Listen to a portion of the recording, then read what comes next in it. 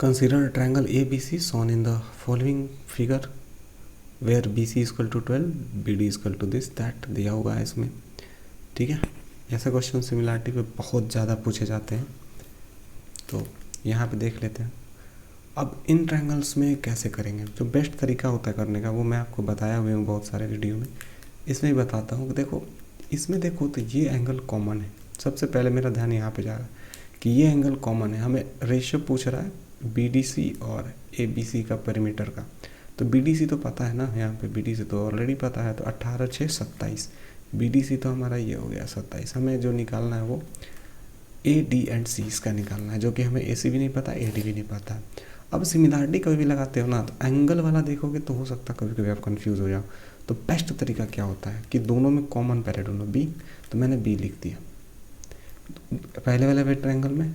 और अगर देखो तो यहाँ से BAC और BDC आपस में सिमिलर होगा। कैसे होगा कि ये वाला ट्रायंगल तो दोनों में कॉमन होगा, BDC में भी कॉमन होगा, BAC में भी कॉमन होगा। इसके बाद से अगर मैं इस ट्रायंगल इस एंगल की बात करूं तो ये एंगल BDC में भी है और BAC में भी है। दो एंगल अगर मिल गया तो यानी कि वो सिमिलर है। तो यहाँ पे एक एंगल जो कॉमन है वो मैंने लिख लिया B, दोनों में B लिख दिया। मान लो कि दो सिमिलर है तो दोनों में B जो है कॉमन है।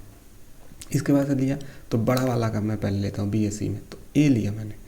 ये एंगल और ये एंगल बराबर है, यानी कि अगर मैं A लिखता हूँ यहाँ पे, तो यहाँ पे इस वाले ट्रायंगल BDC में मैं क्या लिखूँगा C।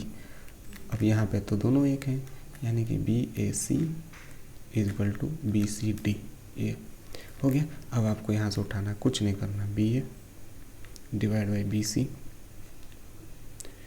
ठीक है। यहाँ पे AC divide by CD is equal to BC। देख लो ध्यान से, कुछ नहीं, एकदम फटाफट होते जाएगा ये चीज़। ये मैं समझा रहा हूँ कि कैसे करना, ठीक है। इसके बाद से आप देखो कि दो ऐसे वैल्यूज़ कहाँ आपको दिख रहे हैं। तो AC हमें चाहिए, CD चाहिए। CD दिख रहा है लेकिन AC नहीं दिख रहा, तो AC यहाँ से फाइंड हो जाएगा। यहाँ से AC को अगर मैं x मान लेता हूँ और CD हमारा दिया हुआ 6।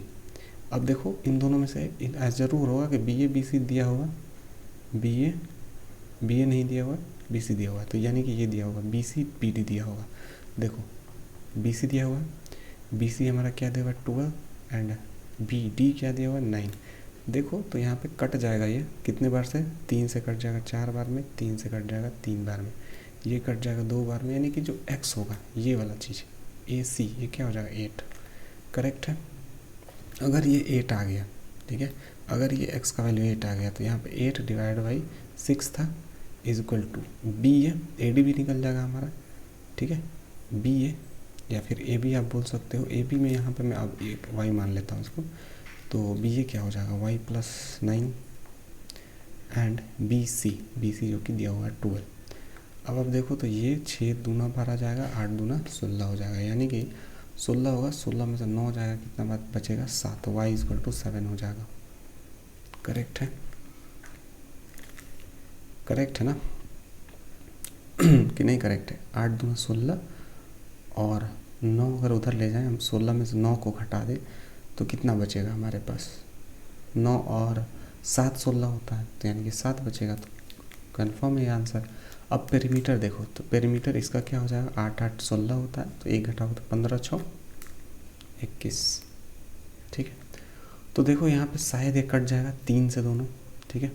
3 से कटेगा तो 3 से 9 बार में और 7 बार में, तो आंसर हमारा क्या हो जाएगा 7 डिवाइड बाई 9।